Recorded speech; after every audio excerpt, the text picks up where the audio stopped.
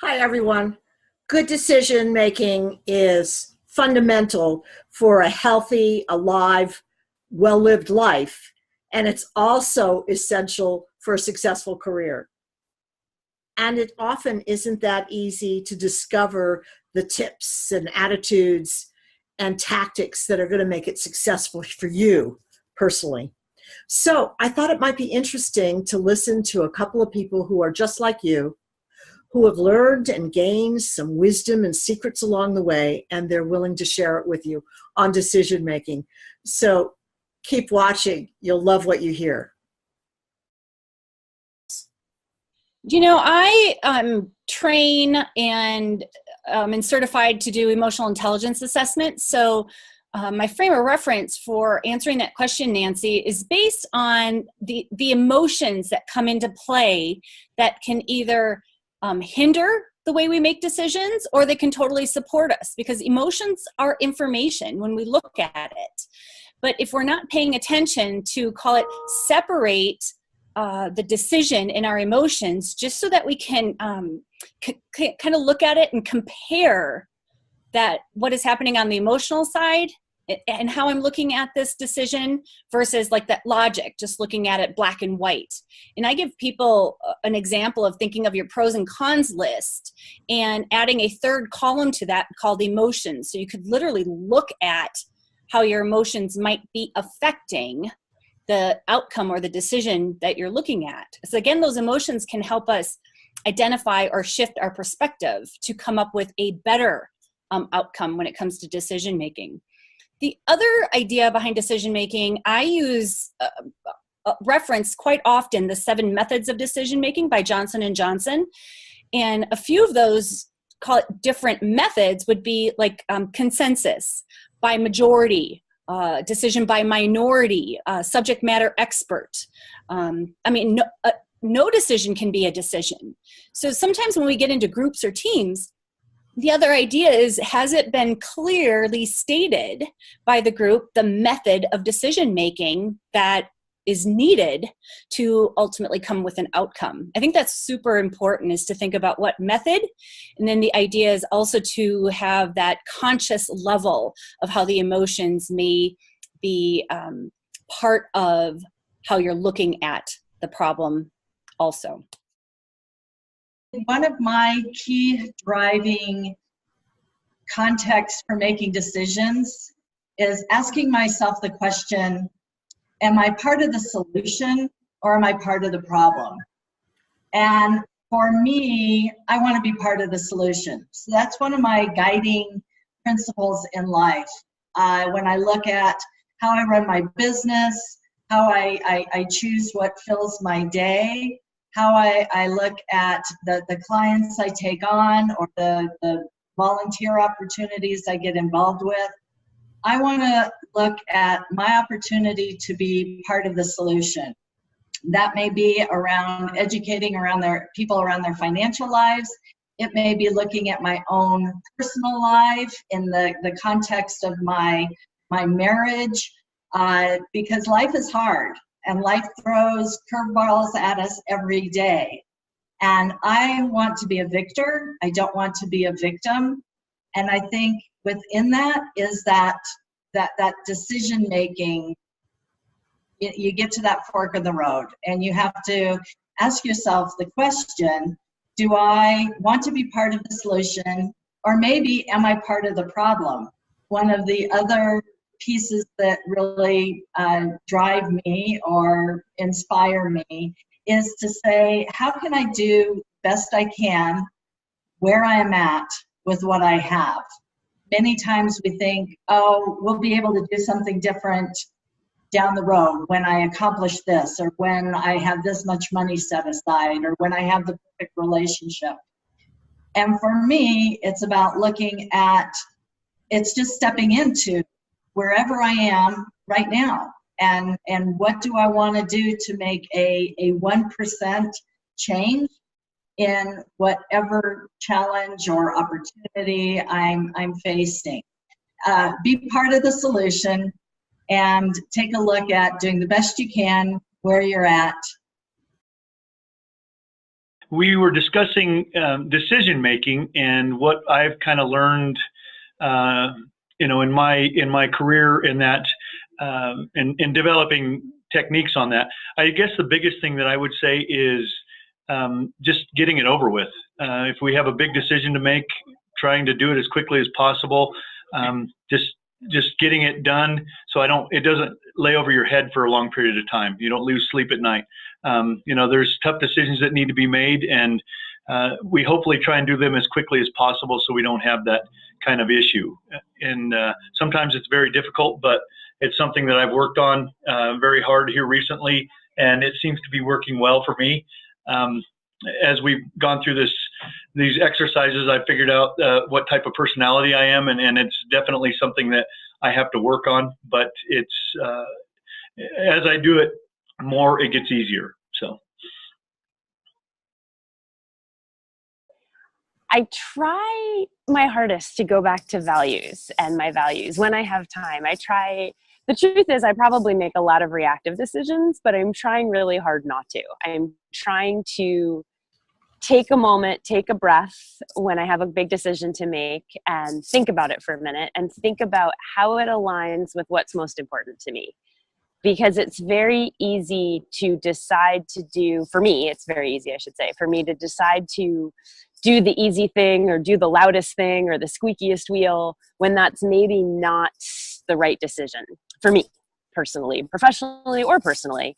And trying to walk away, take that breath. Personally, in my personal relationship, I've gotten much better at saying, I need a time out. Let's take a moment and think about this before we make a decision. So that's been really helpful too. Okay, so when I think about decision making over the course of my career, that's probably been an area where I have struggled at different times. The reason for the struggle being that I can overanalyze, I can explore every path ad nauseum to the point that I lose my effectiveness as well as confidence in making decisions. So as a result, I've developed a few strategies. There's a total of 6 questions, 3 which fall into 2 different buckets. So the first bucket that I think about, or the first set of questions that I think about when I'm faced with a decision I have to make is, what are the obstacles? Are they surmountable? And then is it worth it? So when I'm faced with a decision, I ask myself those 3 questions. And that helps guide me in terms of when I think about potential obstacles. I think about what are the resources that I would need in order to make the effective decision or to move forward with the decision that I ultimately choose. The second bucket that I think about, and this comes from my days of working in Las Vegas in the casinos, is the decision I need to make. Is it moral? Is it legal? And is it kind? And if I can say yes, then I know that that's a good place to start. I should say that those are the buckets the questions that I ask first, because if I say no to those questions, then I'm not moving forward with what are the obstacles? Are they surmountable? And is it worth it? That's a path I choose not to pursue. So yes, in the proper order, is it moral, legal, and kind? If I can say yes to those 3 questions, then I move on to what are the obstacles? Are they surmountable? And is it worth it? And that helps refine the decisions that I need to move forward with. And then I can start looking at what are the resources I need to accomplish that. I guess another strategy I used it last night, in fact, was when faced with a decision, I simply pulled out a piece of paper and wrote down what are the pros and what are the cons.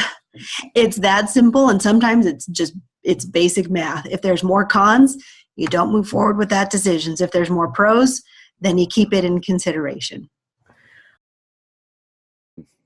As far as my decision-making process is concerned, I take on the attitude of more of a deliberative approach, whereas I gather as much information as possible in order to make a decision, especially when it comes to my business. Reason being, I'm the only sole person here at my company. And so even though it's a little easier without working with a team, it becomes a lot harder due to the process of I'm the only thought. So after I gather all the information as much as possible, I go into sort of a deliberation mode where I like to take it outdoors and either on a run or take it to the gym with me. And I think about it, and often that takes quite a bit of time and oftentimes too much time in some situations. But after I get through that deliberation mode and I feel pretty confident about the decision that I'm making, I run through a couple of steps that I've kind of created through a leadership course that I helped co-found at the University of Colorado in Boulder. And one of the biggest ones of that is the evaluation process, kind of a scientific approach, if you will, removing the emotion and what it is that I really want to do versus what's going to make the most sense. And so sometimes I sit back and I have to kind of take that third party fly on the wall point of view and say, okay, what's going to be best? And obviously with business, it's really easy because most of the time it kind of dials down to a financial standpoint versus what it is that, should be done. So after evaluating that through an observational process, I feel a lot more comfortable in my decision making due to the removal of the emotional state, if you will.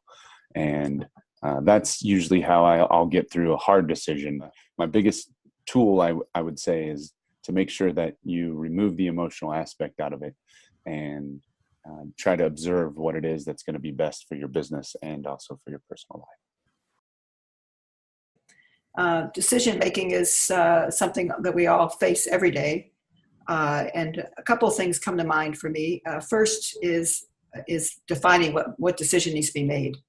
What I find often with leaders and everyone is that a problem comes up, we have a reaction, and we go right to solution.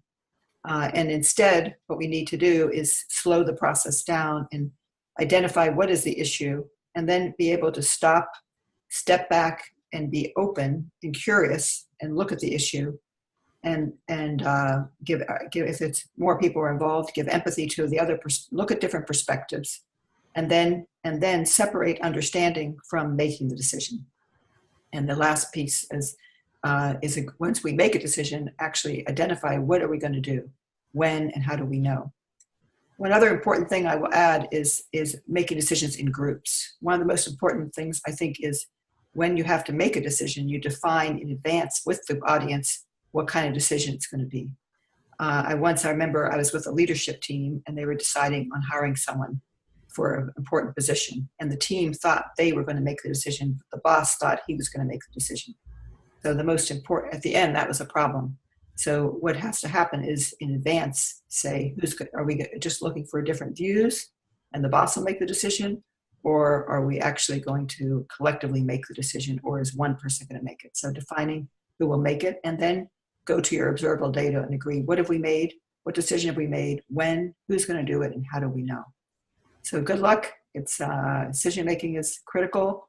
I encourage you to catch yourself when you think you know the answer. Stop, step back, breathe, look at different options, and then agree on what you're going to do.